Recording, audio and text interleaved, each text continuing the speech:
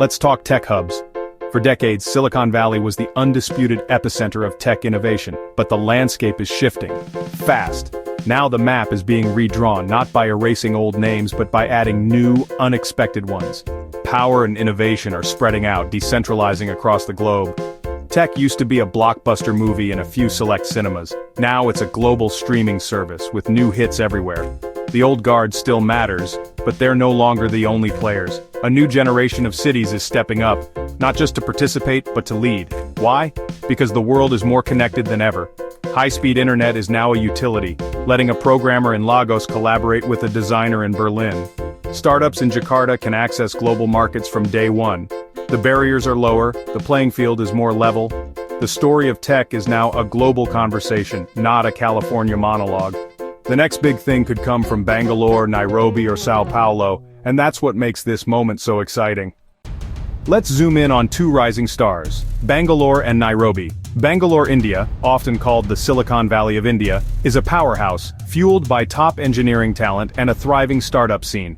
It's a magnet for global tech giants and homegrown unicorns, creating products for both India and the world. The city's ecosystem thrives on a virtuous cycle. Talent attracts success, which attracts more talent.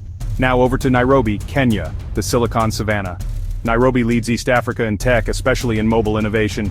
Here, startups focus on real-world problems, financial inclusion, agriculture, healthcare. M-Pesa, the mobile money service, started here, revolutionizing finance long before similar apps hit the West. Nairobi's network of incubators and co-working spaces nurtures grassroots innovation. The city proves you don't need billions in venture capital to spark a revolution. It's about solving real problems with clever ideas and relentless drive.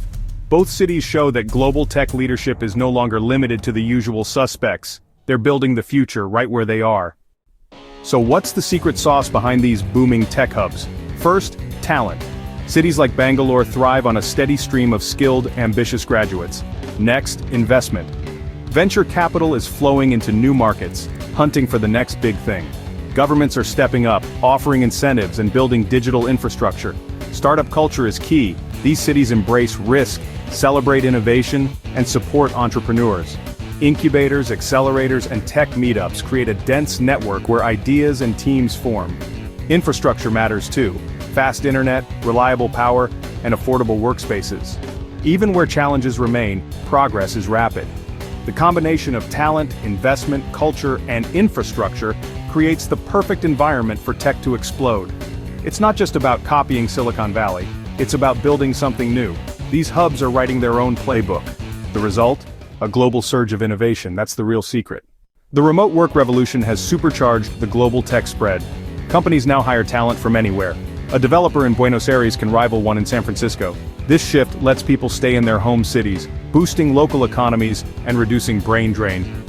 Lower living costs mean longer runways for startups and more opportunity for entrepreneurs. But these new hubs aren't just copying Silicon Valley, they're innovating for their own realities. Nairobi's mobile money, for example, solved a local problem and became a global model. Across Southeast Asia and Latin America, startups tackle logistics, fintech, and more, turning local challenges into global opportunities. This is frugal innovation, high-impact solutions with limited resources. These hubs solve problems the West might not even see. They're not just cheaper, they're different, and often more relevant. The focus is on the first billion users, not just the first million. Local innovation is now global inspiration. The world's next big ideas are coming from everywhere. So what does this global tech shift mean for the future? It makes the industry more robust and resilient, no longer vulnerable to shocks in just one region. More hubs mean more innovation and stability for the global economy. Opportunity is being democratized. You no longer have to move to California to build something big. Now, brilliant ideas can come from anywhere, and be built anywhere. This unlocks massive human potential and leads to more diverse products and services. For consumers, it means better products, lower prices, and more choice.